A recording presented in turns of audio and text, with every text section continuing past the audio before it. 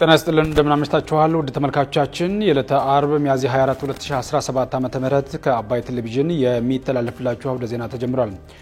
በምሽቱ የዜና ውጃችን በርካታ ዘገባዎችን ወደ እናንተ እናደርሳለን። የቢዝነስና ምጣኔ ሀብት ዘገባችንም ሰዓቱን ጠብቆ ወደ እናንተ ይቀርባል። አውደ ዜናውን እየመራው ደግሞ እኔ ካስኝር ጋር ከእናንተ ጋር ቆይታ አደርጋለሁ። አብራችሁን እንድትቆዩ ጋብዛለሁ።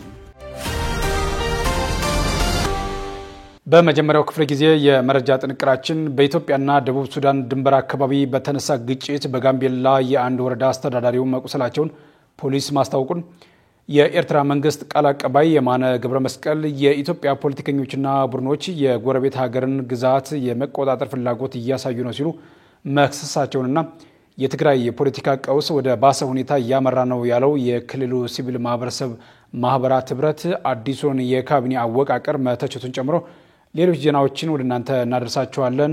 አብራችሁን ቆዩ። ወደ ቀዳሚው ዜና አለፍን።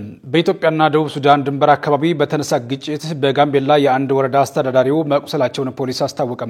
በኢትዮጵያና ደቡብ ሱዳን ድንበር አካባቢ በጋምቤላ ክልል ውስጥ በተነሳው ግጭት ዋና አስተዳዳሪው መቁሰላቸውን የላሬ ወረዳ ፖሊስ አስታውቋል።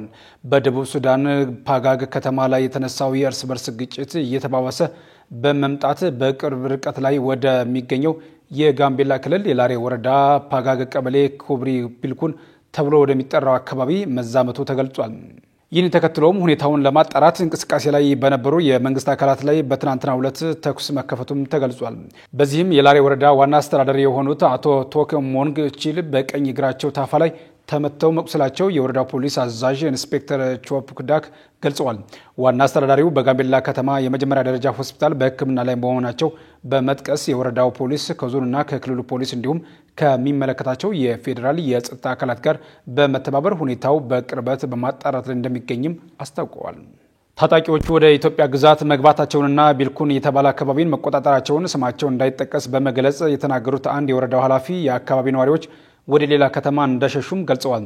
ድንበር ቋቋርጠው የገቡት ከደቡብ ሱዳን መንግስት ጋር ግጭት ውስጥ ያሉት የሱዳን ህዝቦች ነጻነት እንቅስቃሴ ታጣቂዎች መሆናቸውን የሚናገሩት አስተያየት ሰጪው ታጣቂዎቹ ድንበሩን አቋርጠው የገቡት ተኩስ ሲከፈትባቸው ሸሽተው እንደሆነም ተናግረዋል። አሁን ያለን መረጃ ታጣቂዎቹ አሁንም በእኛ ድንበር ውስጥ ነው ያሉት አስተያየት ሰጪው ታጣቂዎቹ ድንበሩን አቋርጠው ከገቡ በኋላ ተኩስ መክፈታቸውንና ቤቶችን ማቃጠላቸውን ተናግረዋል።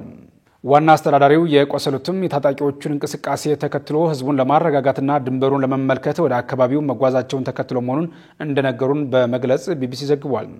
አስተዳዳሪው በጥሩ ሁኔታ ላይ እንደሚገኙ የወረዳው ኃላፊ ገልጸው የወረዳው አስተዳደር ከክልሉ መንግስት ድጋፍ እንዲደረግለት ጥሪ ማቅረቡን ተጠቁሟል።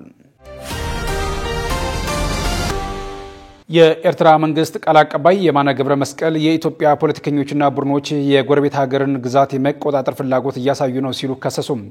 የኤርትራ መንግስት ቃል አቀባይ አቶ የማነ ገብረመስቀል አንዳንድ የኢትዮጵያ ፖለቲከኞችና የፖለቲካ ቡድኖች የሉዓላዊ ጎረቤት ሀገርን ግዛት የመቆጣጠር ፍላጎት እያሳዩ ነው ብለዋል። ቃል አቀባዩ አክለውም የኢትዮጵያ ፖለቲከኞችና የፖለቲካ ቡድኖች የሉዓላዊ ጎረቤት ሀገርን ግዛት የመቆጣጠር ፍላጎት ሊታሰብና ሊታለፍ የማይችል ቀይ መስመር ነው ሲሉ በማህበራዊ ትስስር ገጻቸው ላይ ጽፈዋል። የኢትዮጵያ ፖለቲከኞችና የፖለቲካ ቡድኖች የጎረቤት ሀገርን ግዛት የመቆጣጠር አጀንዳቸውን የሚያንጸባርቁበት ሲያሻቸው በወታደራዊ ኃይል በማስፈራራትና ሌላ ጊዜ ደግሞ ታሪካዊ ወይም ህጋዊ የሚሏቸውን ምክንያቶች በመደርደር ነው በማለት ቅሬታ ያቀረቡት አቶ የማነ ይህንንም እየተመለከትን ነው ሲሉም ገልጸዋል። የኤርትራ መንግስት ቃል አቀባይ የሆኑት አቶ የማነ አክለውም አያይዘው ይህ አይነቱ የኢትዮጵያ ፖለቲከኞችና ቡድኖች አካሄድ ከፍተኛ ፖለቲካዊ ስድብ ነው በማለት በጽሁፋቸው ወቅሰዋል። የኤርትራ ጉዳዮችን በተመለከተ አስተያየታቸውን የሚሰጡትና የኤርትራ መንግስት ፍላጎትን በተደጋጋሚ ጊዜ በኤክስ ገጻቸው ላይ የሚያሰፍሩት የማነ ገብረመስቀል ይህንን ተቃውሞ ያሰሙት የኢትዮጵያ መንግስት በኢትዮጵያ የሚንቀሳቀሱ የፖለቲካ ፓርቲዎችና ዜጎች የባህር በር ጥያቄ እያቀረቡ በሚገኙበት በዚህ ወቅት ነው። በቅርቡ የአማራ ብሔራዊ ንቅናቄ አብን ባወጣው መግለጫ ኤርትራ የምትባለው ሀገር የተመሰረተችበት ታሪካዊ ሂደት ቅቡልነት ላይ ጥያቄ አለኝ ያለ ሲሆን ሀገራችን ታሪካዊ ይዞታዋ ከሆነው የባህር በር የተገፋችበት ጉዳይ ቀዳሚ የሀገራዊ አጀንዳ ተደርጎ ሲያዝ ብሎም በመግለጫው ጠይቋል። በተመሳሳይ ልክ እንደ አብን ኢትዮጵያ ታሪካዊ ግዛቶቿ የሆኑትን የባህር በሮችን የማስመለስ ፍላጎትን የተለያዩ ሀገራትና ዓለም አቀፍ ተቋማት እንደሚደግፉ እየገለጹ ይገኛሉ። የትግራይ የፖለቲካ ቀውስ ወደ ባሰ ሁኔታ እያመራ ነው ያለው የክልሉ ሲቪል ማህበረሰብ ማህበራት ህብረት አዲሱን የካቢኔ አወቃቀር ተቸም። የትግራይ ሲቪል ማህበረሰብ ማህበራት ህብረት አዲሱ የክልሉ ጊዜያዊ አስተዳደር ካቢኔ የፕሪቶሪያውን ግጭት በዘላቂነት የማቆም ስምምነት መሰረት ያደረገ አይደለም በማለት ርምት እንዲደረግ ጠይቋል። 72 የሲቪል ማህበረሰብ ማህበራትን ያቀፈው ህብረቱ በወቅታዊ ጉዳዮች ላይ አቋሙን ያሳወቀው ከትናንት በስቲያ ረቡዕ ባወጣው መግለጫ ነው። ህብረቱ በዚሁ መግለጫው በአሁኑ ጊዜ የትግራይ ፖለቲካዊ ቀውስ ወደ ባሰ ሁኔታ ተሸጋግሯል ብሏል። ህብረቱ አክሎም በዚሁ መግለጫው እንደ አንጸባረቀው በቅርቡ የተቋቋመው የትግራይ ክልል ጊዜያዊ አስተዳደር ካቢኔ በፕሪቶሪያው ስምምነት መሰረት አቃፊ ሆኖ መመስረት ይገባው እንደነበር በመግለጽም ጠቅሷል። ሆኖም በሌተናንት ጀነራል ታደሰ ወረደ የሚመራው ካቢኔ የፌዴራል መንግስት በክልሎች ጣልቃ የመግባት አሰራርን ብቻ ተከትሎ የተመሰረተና በጥቂት አካላት የሚመራ በመሆኑ ለቅቡልነት አቃፊነትና ውጤታማነት እንቅፋት ይሆናል ሲልም ህብረቱ ማስገንዘቡን አባይ ቴሌቪዥን በተመለከተው መግለጫ ተመላክቷል። አዲሱ ካቢኔ የተዋቀረው የትግራይ ክልል ጊዜያዊ ምክር ቤት እጣ ፈንታ ምን እንደሆነ ሳይታወቅ እንደሆነ የገለጸው ህብረቱ ይህ ደግሞ የክልሉን ፖለቲካዊ ቀውስ ይበልጥ የሚያባብስ እንደሆነ አመልክቷል። አሁን ስልጣኑን የተረከበው አስተዳደር ላለፉት 2 ዓመታት በኃላፊነት ላይ የቆየውን አስተዳደር አሰራር ከገመገመና አዲሱን መዋቅር በተመለከተ ውይይት ካካሄደ በኋላ ካቢኔውን ሊመሰረት ይገባ እንደነበረም ጠቁሟል። በተመሳሳይ የትግራይ ልማት ማህበር ባለፈው ሳምንት ያደረገው ጉባኤ ፖለቲካዊ ውግንና ቅስቀሳ የታየበት ነው ያለው ህብረቱ ጉባኤው እንደገና እንዲካሄድ ጥሪ አቅርቧል። በጉባኤው ድርጅቱን ለ3 ዓመታት እንዲመሩ የተመረጡ የቦርዱ አባላትና አመራሮች ተቀባይነት የላቸውም ሲልም ተቃውሟል። የተወደዳችሁ ተመልካቾቻችን እየተከታተላችሁ ያላችሁት ከአባይ ቴሌቪዥን የአውደ ዜና የመረጃ ሰዓታችን አሁንም እንደቀጠለ ነው።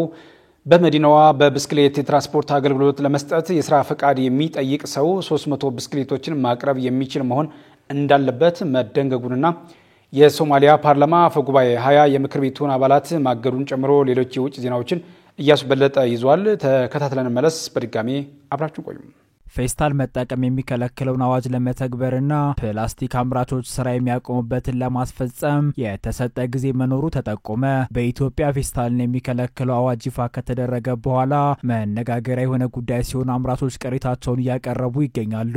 ከሚያዝያ 25 እስከ 29 2017 ዓ.ም የሚካሄደውን የኢትዮጵያ ታምርት ኤክስፖ ዝግጅትን በተመለከተ የኢፌዴሪ ኢንዱስትሪ ሚኒስትር አቶ መላኩ አለበል ማብራሪያ የሰጡ ሲሆን ለቀረቡላቸው ጥያቄ ምላሽ ሰጥተዋል። የደረቅ ቆሻሻ አያያዝና አወጋገድን አስመልክቶ የተሻሻለው ረቂቅ አዋጅ ለአንድ ጊዜ ጥቅም አገልግሎት ላይ የሚውሉ የፕላስቲክ ምርቶችን የሚያግድ በመሆኑ ኢንዱስትሪዎች ላይ ሊያመጣ ስለሚችሉ ተጽዕኖ ምን ታስበዋል የሚል ጥያቄ ቀርቦላቸዋል። አቶ መላኩ አለበል በምላሻቸው ፕላስቲክን በሚመለከት የወጣው ሕግ እንደ ሀገር የተወሰደ ጥሩ የሚባል ከአካባቢ ጥበቃ ጋር ተያይዞ የተወሰነ ውሳኔ ነው ብለዋል። በርካታ ውሃማ አካላት በተለይም በከተማ መግቢያ አካባቢ ብንመለከት በፌስታል ሞላ ነው ሲሉ ገልጸዋል። አዋጁ ፕላስቲክ አምራቾች መቼና እንዴት ስራቸውን ያቆማሉ የሚለውን ለማስፈጸም የተሰጠ ጊዜ መኖሩን ገልጸው መለስ ብሎ መመልከት እንደሚያስፈልግም አክለዋል። በኬሚካል ምርምር ማዕከሎች ያሉ ተመራማሪዎች ፕላስቲክን የሚተኩ ለአካባቢ ተስማሚ የሆኑ ምርቶችን አግኝተው ሰርቲፊኬት መውሰዳቸውን አስታውቀዋል። ይህን ምርት ወደ ኢንዱስትሪዎች እያስተዋወቅን ያሉት አቶ መላኩ በቀጣይ በስፋት እያመረቱ ህብረተሰቡ የሚያስፈልገውን አገልግሎት እንዲያገኝ መጪው ትውልድ ያልተበከለ አካባቢ እንዲረከብ ማድረግ አስፈላጊ ነው ብለዋል። በመዲናዋ በብስክሌት የትራንስፖርት አገልግሎት ለመሰማራት የስራ ፍቃድ የሚጠይቅ ሰው 300 ብስክሌቶችን ማቅረብ የሚችል መሆን እንዳለበት ተደነገገ። ባለፈው ጥር ወር በአዲስ አበባ ከተማ አስተዳደር ካቢኔ የጸደቀው የብስክሌት መጋራት አገልግሎትና የብስክሌት መስመር አጠቃቀም የተሰኘ መመሪያ ያለ ደንብ በመዲናዋ ለትራንስፖርት አገልግሎት የሚውል ብስክሌቶች ከተመረቱ 2 ዓመት ያላለፋቸው መሆን እንደሚገባ ያዛል። በአዲስ አበባ ከተማ በብስክሌት የትራንስፖርት አገልግሎት ለመሰማራት የስራ ፍቃድ የሚጠይቅ ሰው 300ና ከዚያ በላይ ብስክሌቶች ለአገልግሎት ማቅረብ የሚችል መሆን እንዳለበት ደንቡ ይደነግጋል። ለአገልግሎት የሚቀርበው ብስክሌት ደረጃውን የጠበቀ ጂፒኤስ የተገጠመለትና የተመረተበት ዘመን ከ2 ዓመት ያልበለጠ መሆን እንዳለበትም ተደንግጓል። ደንቡ የብስክሌት የትራንስፖርት አገልግሎቶችን ለሁለት የሚከፍላቸው ሲሆን የመጀመሪያ የትራንስፖርት አገልግሎት ብስክሌቱን የሚያሽከረክረው ሰው በራሱ ከቦታ ቦታ የሚንቀሳቀስበት ነው። ሁለተኛው ደግሞ ብስክሌቱ ባለው የዕቃ መጫኛ ማስቀመጫ ቦታ በመጠቀም ዕቃዎችና መልእክቶችን ማመላለስ ማመላለስን የሚመለከት እንደሆነ በደንቡ ላይ ሰፍሯል። በብስክሌት ትራንስፖርት አገልግሎት ለመሰማራት የሚፈልግ ሰው ከአዲስ አበባ ትራንስፖርት ቢሮ የስራ ፍቃድ ማውጣት እንዳለበት ይደነግጋል። ለኦፕሬተርነት ፍቃድ የሚያመላክት ግለሰብ የብስክሌት ኦፕሬሽንና የብስክሌት ጥገና ዘርፍ የስራ ክፍሎች ያሉት ሊሆን እንደሚገባና ለጥገና የሚሆኑ መሳሪያዎች ማሟላት እንደሚያስፈልገው በደንቡ ተደንግጓል። ኦፕሬተሩ በየብስክሌት ጣቢያ የመጀመሪያ ደረጃ እርዳታ መስጫ ኪት ማዘጋጀት የሚችል መሆን ይኖርበታል።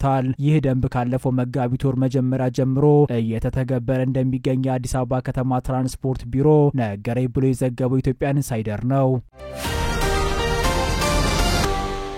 የሶማሊያ ፓርላማ አፈጉባኤ 20 የምክር ቤት አባላትን አገዱ። የሶማሊያ ፓርላማ አፈጉባኤ 4 ሚኒስትሮችን ጨምሮ 20 የምክር ቤት አባላትን አግደዋል። አፈጉባኤው ሼህ አደን መሐመድ ኑር በጸጥታ ችግር ምክንያት በህዝብ ተወካዮች ምክር ቤት ስብሰባ ላይ የሚገኙትን 4 የፌዴራል ካቢኔ ሚኒስትሮችን አግደዋል። አፈጉባኤው ባወጡት ትዕዛዝ የምክር ቤቱ አባላት በሚቀጥሉት የፓርላማ ስብሰባዎች ውስጥ መሳተፍ እንደማይችሉ አስታውቀዋል። በምክር ቤቱ የስነ ምግባር ህግ መሰረት አፈጉባኤው የፓርላማውን ስነ ስርዓት የማስጠበቅ አስተዳደራዊ ጉዳዮችን የመምራት ኃላፊነት እንዳለበት ጠቅሰው በዚህ ኃላፊነታቸው እርምጃው መውሰዳቸውን አስረድተዋል። አፈጉባኤው ይህን እርምጃ የወሰዱት ከትላንትና በስቲያ 4 የህግ አውጪዎች በነበረ የፓርላማ ስብሰባ በአባላቱ መካከል ግጭት መፈጸሙን ተከትሎ ነው ሲል ሂራን ኒውስ ዘግቧል። ህግ አውጪዎቹ ረቡዕ ዕለት በፓርላማው የጦፈ ግጭት ውስጥ ሲሳተፉ የታየ ሲሆን በዚህ ጊዜ ተቃዋሚ ፓርቲ አባላትን ማስፈራራታቸው ተጠቁመዋል። እርምጃ የተወሰደባቸው 4 የህግ አውጪዎች የትራንስፖርትና ሲቪል አቪዬሽን ምክትል ሚኒስትር መሐመድ አብዱል ቃድር፣ የመከላከያ ሚኒስትር ዴታ ኦመር አሊ አብዲ፣ የውጭ ጉዳይ ምክትል ሚኒስትር ኢሳቅ መሐመድ ሙርሰል፣ በተጨማሪም የቤተሰብ ጉዳይ ሚኒስትር ዴታ መሐመድ ኦስማን ናቸው። በተጨማሪም 20 የሚደርሱ የምክር ቤት አባላት ላይ እርምጃው መወሰዱ ተገልጿል። የተቃዋሚ ፓርቲ አባላት ውሳኔውን ፖለቲካዊ ይዘት ያለውና ህገ ወጥ ነው ሲሉ አውግዘውታል። ረቡዕ ዕለት በተፈጠረው ብጥብጥ ፖሊስ ጣልቃ በመግባት የተፈጠረውን ውጥረት ማርገቡ ተዘግቧል። ውዝግብ የሚያጣው የሶማሊያ ምክር ቤት በተደጋጋሚ ጊዜ በተፈጠረው ሁከት ስብሰባዎች መስተጓጎላቸው የሚታወስ ነው። በህንድና ፓኪስታን መካከል ያለው ውጥረት ካልረገበ አሁንም ወደ ጦርነት ሊያመራ እንደሚችል ተነገረ። ባለፈው ሳምንት በካሽሚር ግዛት ይገባኛል ጥያቄ በተከሰተው ግጭት የህንድና የፓኪስታን ሀገራት ድንበራቸው መዝጋታቸውን ተከትሎ ብዙ ፓኪስታናውያን በህንድ ድንበር በኩል ታስረው እንደሚገኙ የሚወጡ መረጃዎች ያመላክታሉ። በርካታ የሀገሯ ዜጎች የታሰሩባት ፓኪስታን በበኩሏ የህንድ መንግስት ፈቃደኛ ሆኖ የሚለቃቸው ከሆነ በድንበር በኩል ወደ ሀገሯ የሚገቡ ዜጎችን ለመቀበል ዝግጁ መሆኗን አስታውቃለች። የፓኪስታን የውጭ ጉዳይ ሚኒስትር ህንድ የፓኪስታን ዜጎችን ቪዛ ለመሻር መወሰኗ ከባድ ሰብአዊ ችግሮችን ፈጥሯል ያለ ሲሆን በዚህም ምክንያት ብዙ የጤና ችግር ያለባቸው ታካሚዎች ሕክምናቸውን ሳያጠናቅቁ ወደ ፓኪስታን ለመመለስ ተገደዋል ሲል አስታውቋል። ህንድና ፓኪስታን ሙሉ በሙሉ የይገባኛል ጥያቄ የሚያነሱበት ነገር ግን ህንድ በከፊል ብቻ የምታስተዳድረው የካሽሚር ግዛት በ1947 ከተከፋፈሉበት ጊዜ አንስቶ በሁለቱ የኒውክሌር ኃይል በታጠቁ ሀገራት መካከል የግጭት ምክንያት ሆኖ ቆይቷል። የህንድ መንግስት የሚያስተዳድራት ካሽሚር እንደ ኢሮፒያን አቆጣጠር በ1989 ጀምሮ በህንድ አገዛዝ ላይ የታጠቁ ሽምቅ ተዋጊዎች በጸጥታ ኃይሎችና በሰላማዊ ሰዎች ላይ ያነጣጠረ ጥቃት ሲሰነዝሩ ቆይተዋል። ባሳለፍነው ሳምንትም እንደ አዲስ በተሰነዘረ ጥቃት 26 ሰዎች መገደላቸውን የሚወጡ መረጃዎች ያመላክታሉ። ይህንን ተከትሎ ታዲያ የአሜሪካው ፕሬዝዳንት ዶናልድ ትራምፕን ጨምሮ በርካታ ሀገራት ሁለቱ ሀገራት የፈጠሩትን ውጥረት አርግበው ችግራቸውን በዲፕሎማሲያዊ መንገድ እንዲፈቱ እየጠየቁ ይገኛሉ። ይሄ የማይሆን ከሆነ ግን የሁለቱ ሀገራት ውጥረት ወደ ጦርነት ሊያመራ እንደሚችል ተነግሯል። ከአባይ ቴሌቪዥን የምሽት ዘገባዎች እንደቀጠሉ ናቸው። ወደ ተመልካቾቻችን አሁን ደግሞ የቢዝነስና ምጣኔ ሀብት ጉዳዮች የሚቀርቡበት ሰዓት ላይ ደርሰናል። መረጃዎቹን ደግሞ ሀና ፍስሐ ይዛለች። በድጋሚ አብራችሁን ቆዩ።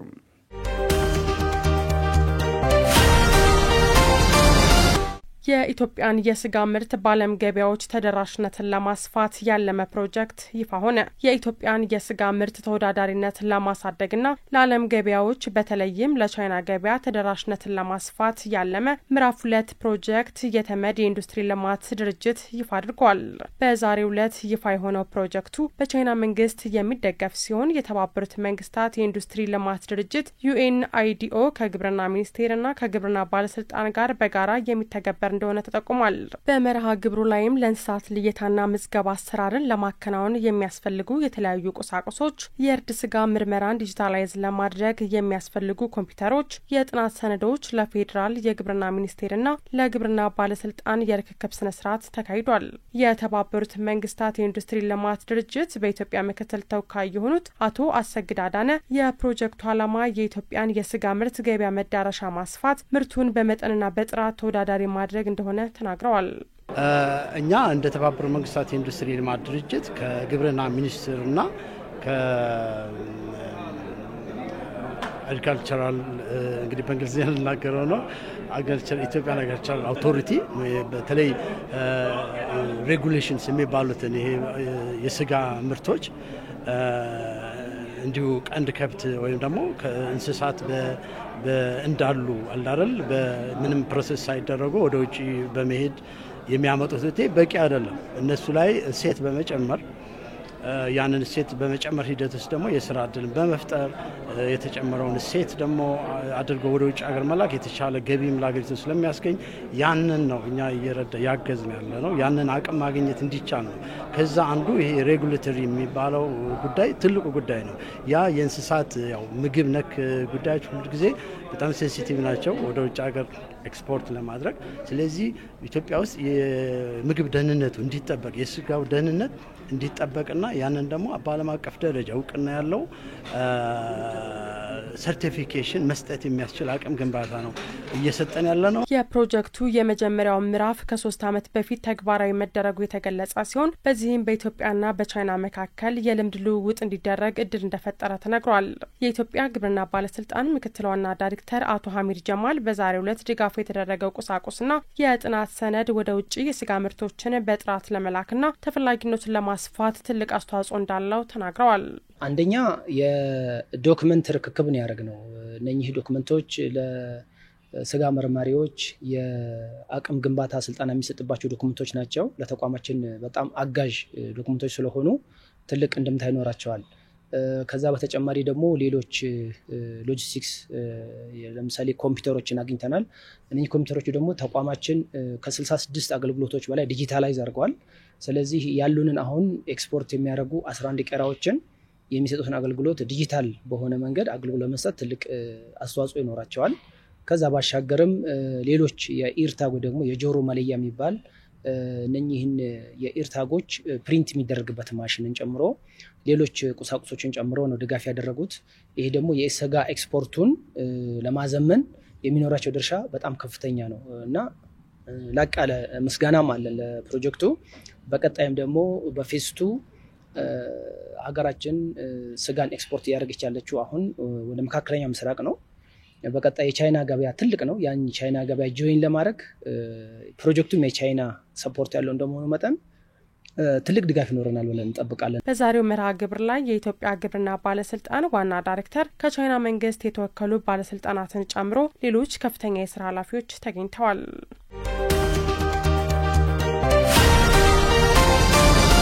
በርካታ ኢትዮጵያውያን የሚያገኙት ገቢ ከኑሮ ውድነቱ ጋር እየተጣጣመ አይደለም ሲል የተባበሩት መንግስታት ድርጅት አስታወቀ። እያደጉ ባሉ ሀገራት የዜጎች የቀን ገቢ በጣም አነስተኛ ስለሆነ ዜጎች ለመኖር ሲፈተኑ ይታያል። በሀገራችን ኢትዮጵያ በ2023 በነበረ ቁጥራዊ አሃዝ ግማሽ ያሉ ህዝብ በቀን ከ3.06 ዶላር በታች ባለው ገቢ የሚኖር ሲሆን 19.54 በመቶ ያሉ ህዝብ ደግሞ በቀን ከ1.9 ዶላር በታች ያገኛል። በተጨማሪም የተባበሩት መንግስታት የልማት ፕሮግራም በ2024 ባወጣው ሪፖርቱ በኢትዮጵያ 27 በመቶ የሚሆነው ህዝብ ከድህነት ወለል በታች የሚኖር ወይም በቀን ከ2.15 ዶላር በታች ገቢ የሚያገኝ እንደሆነ አትቷል።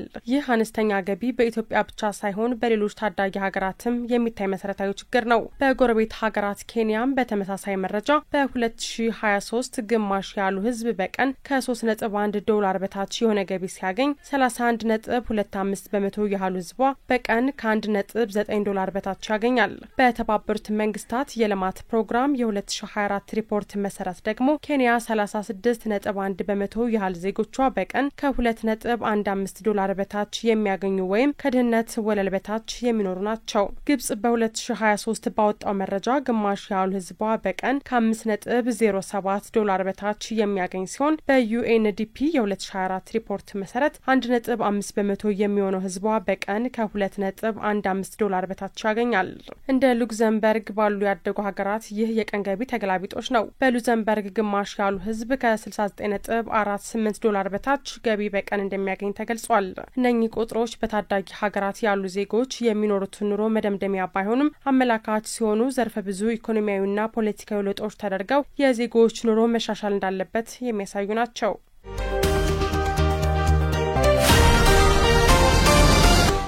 የቡና አምራች ድርጅቶች የኃይል እጥረት፣ የቦታ ጥበት እንዲሁም ከምድር ባቡር ጋር በተያያዘ ያጋጠማቸው ያለው ችግር እንዲፈታ ጠየቁ። በህዝብ ተወካዮች ምክር ቤት የግብርና ጉዳዮች ቋሚ ኮሚቴ አባላት በዘመናዊ ሁኔታ ታድሰው እየተጠናቀቀ ያለውን የቡናና ሻይ ባለስልጣን መስሪያ ቤትና በአዲስ አበባ የሚገኙ የቡና ላኪ ድርጅቶችን የስራ እንቅስቃሴ በዛሬው ዕለት ተዘዋውረው ተመልክተዋል። የኢትዮጵያ ቡናና ሻይ ባለስልጣን ምክትል ዋና ዳይሬክተር አቶ ሻፊ ኡመር በተመሳሳይ የተቋሙን የ2017 በጀት ዓመት የ9 ወራት አፈጻጸም ሪፖርት ያቀረቡ ሲሆን በተጠቀሰው ወራት ብቻ በኢትዮጵያ ታሪክ ያልተመዘገበ $1.5 ቢሊዮን ከቡና ምርት መገኘቱን ገልጸዋል። የቋሚ ኮሚቴው ሰብሳቢ አቶ ሰለሞን ላሌ ካለፉት 4 ዓመታት ወዲህ ባለስልጣን መስሪያ ቤቱ ያሉ ማነቆችን በመለየት ከአርሶ አደሩ ከክልሎች እንዲሁም ከሚመለከታቸው አካላት ጋር በቅንጅት በተለይም ከጥራት አጠባበቅ ጋር በተያያዘ በተሰራ ስራ ምክንያት በዘርፉ ላይ እየተገኘ ያለው ገቢ እየጨመረ መሆኑን ተናግረዋል። የድርጅቶቹ ባለቤቶችና የስራ አመራሮች በበኩላቸው የቡናና ሻይ ባለስልጣን ከፍተኛ ድጋፍ እያደረገላቸው መሆኑን ጠቁመው ነገር ግን የኃይል እጥረት፣ የቦታ ጥበት እንዲሁም ከምድር ባቡር ጋር በተያያዘ ያጋጠማቸው ያለው ችግር ለቋሚ ኮሚቴው አስረድተዋል። የቋሚ ኮሚቴው አባላትም ድርጅቶቹ ያጋጠማቸው ያለውን ችግር ጉዳዩ ከሚመለከታቸው ሌሎች ቋሚ ኮሚቴዎችና ተቋማት ጋር በመነጋገር መፍትሄ ለመስጠት እንደሚሰሩም ተናግረዋል። የኢትዮጵያ ቡናና ሻይ ባለስልጣን ዋና ዳይሬክተር ዶክተር አዱኛ ደበላ በበኩላቸው የመስሪያ ቤቱ ህንጻም የሪፎርም አካል በመሆን በዘመናዊ ሁኔታ ታድሶ እየተጠናቀቀ መሆኑንና መላ የቡና ሰንሰለት ተዋናዮችን በቂ መረጃ ለመስጠት የሚያስችል ነጻ የስልክ ጥሪ አገልግሎትም በቀጣዩ ሳምንት እንደሚጀመር መናገራቸውን ከህዝብ ተወካዮች ምክር ቤት ያገኘነው መረጃ ያመለክታል። ስትከታተሉት የነበረው የዕለተ አርብ ሚያዝያ 24 2017 ዓ.ም የአውደ ዜና የመረጃ ጥንቅራችን ይህንን ይመስል ነበር። አብራችሁን ስለነበራችሁ ምስጋናችን ከልብ ነው። በያላችሁበት መልካም ምሽት።